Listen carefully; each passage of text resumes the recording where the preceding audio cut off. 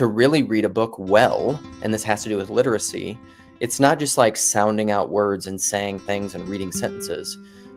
Big part of literacy is comprehension. Like even if you do a test or an SAT, like being able to, like, what was the paragraph about that you just read? And it's not only just parrot repeating what was said, regurgitating information that's in a book. This is the difference between information and meaning. Information is meaningless. It takes a person and a perceiver and a meaning maker, because the person is the nexus and the locus of all meaning, to make information meaningful. Because you can have all the information in the world, it doesn't tell you what it means.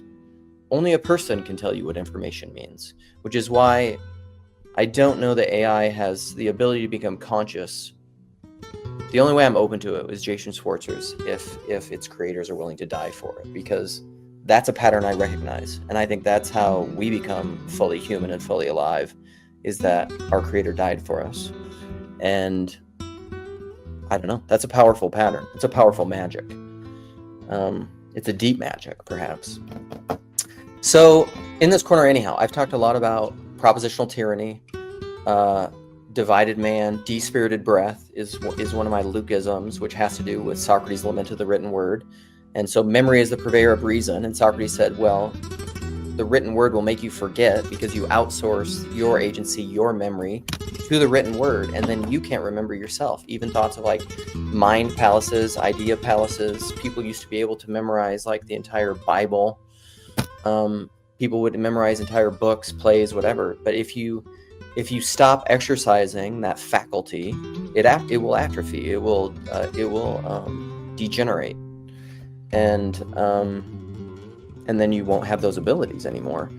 And so I think in one hand, Socrates is right, is that writing made us forget, but I don't think it has to. This is the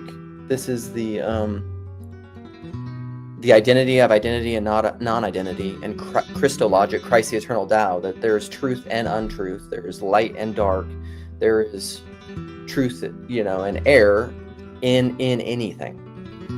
There is potency, order and chaos, being, non-being. All those things are related, relationally related. All opposites have a higher unity that resolves the difference.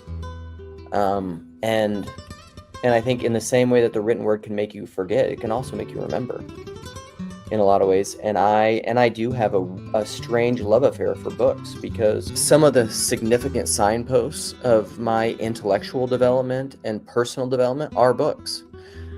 Mortimer Adler's How to Read a Book, Lilith, C.S. Lewis's Mere Christianity, Blue Like Jazz, Rob Bell books, Lewis's Space Trilogy, Silence is a book that changed my life. Graham Greene's The Power and the Glory is a book that changed my life. Cormac McCarthy's books. I deeply, deeply love books. Barfield, this book. I really love the written word, and I think in many ways it's. I'm still not a fan of propositional tyranny. I don't think anyone is properly understood, and of that spirit. I'm not a fan of hyper left-brained myopia. Because the right brain needs to be the master. But I am a fan of books. I am a fan of writing things down.